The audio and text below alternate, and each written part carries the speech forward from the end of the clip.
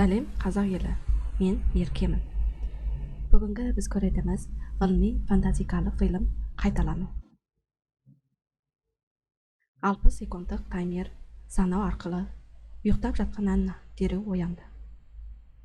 Шаттасып қалған ол бірден қоршаған ортаны зерттеді.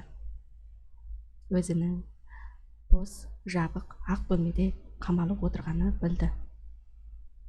Бөлмеде кішкентай ғана есік бар. Есікте қызыл және жасыл шам жанып тұр. Жан-жағына қараған кезде дөңгелек сенсор тапты. Оның аяғымен басса, есіктегі шам жасыл болып жанады. Бірақ таймер жақын арада аяқталады. Анна да бірден есінен танады. Жаңа қайталану қайтадан басталады.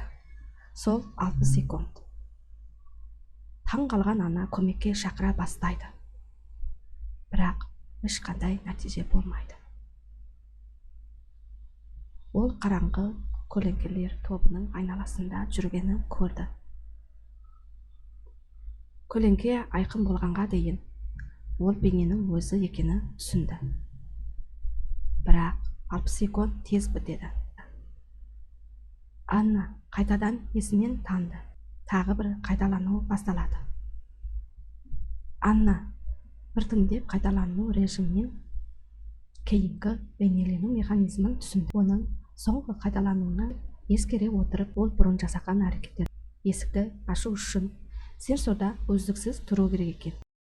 Жаңа қайталану басталғаннан кейін ол сенсорда таймердің соңына дейін тұрды. Ал жаңа айналым қайталау бастағанда қалған бейнеде соңғы әрекетін қайталады.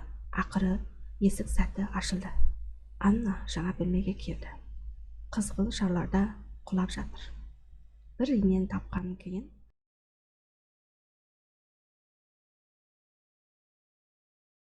ол шаларын жындыдай жарып бастады.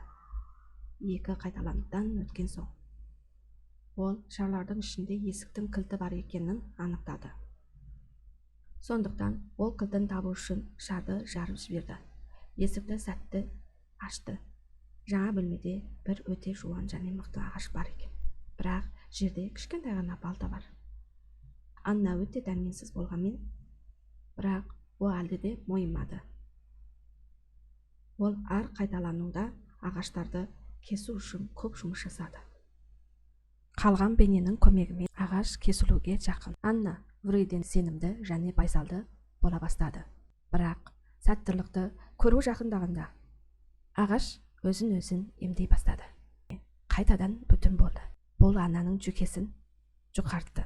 Сонымен жаңа қайталануда ол көрпенің өзін бүгіп 60 секунд ұйықтады. Осыдан кейін Анна тағы да үлкен ағаштың жанына келді. Ал балтаны жынданып қабырғаға лақтырды. Сол сәтте ол қабырғадағы жарықтарды көрді. Сондықтан ол тез арада балтамен қабырғадағы үлкен тесікті шағып тастады.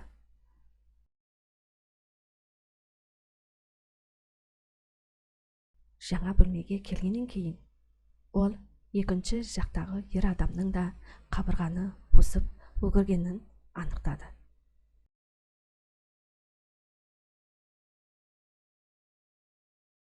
Екеуі өте қуанышты және бір-бірін қатты құшақтады.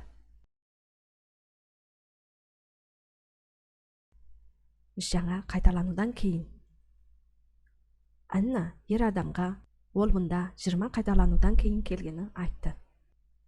Ер адам 62 рет басынан кешкенін айтты. Сөйлескеннен кейін екеуі балтаны бірге сілтеді. Қабырғаны шақты.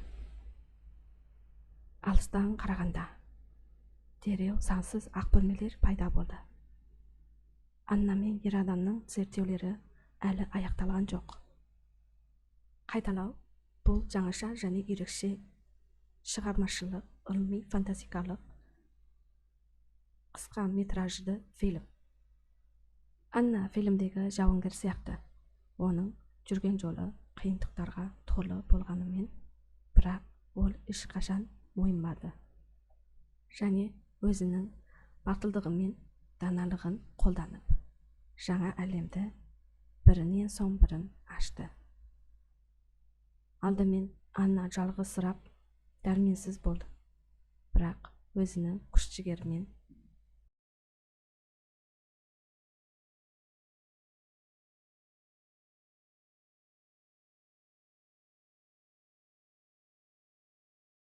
ақыры ол серіктестерімен кездесті. Олар бірге жүреді. Және белгісіз қашықтыққа жүре бастады. Оның соңғы сансыз лабиринт тәрізді шағын бөлме адамды ойландырмай қоймайды.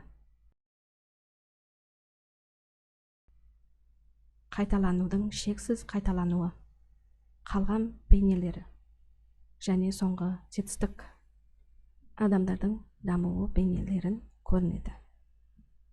Адамзаттың бастауынан, бірақ қайта-қайта зерттегеннен кейін үнемі ойлану және тырысу. Олар біртіндеп ынтымақтастық топтарды дамыта түсті. Адамдарда түбірленнен бастап өзіне сенімді және берік болып өзгерген. Содан дамыған өркениетке жеткен.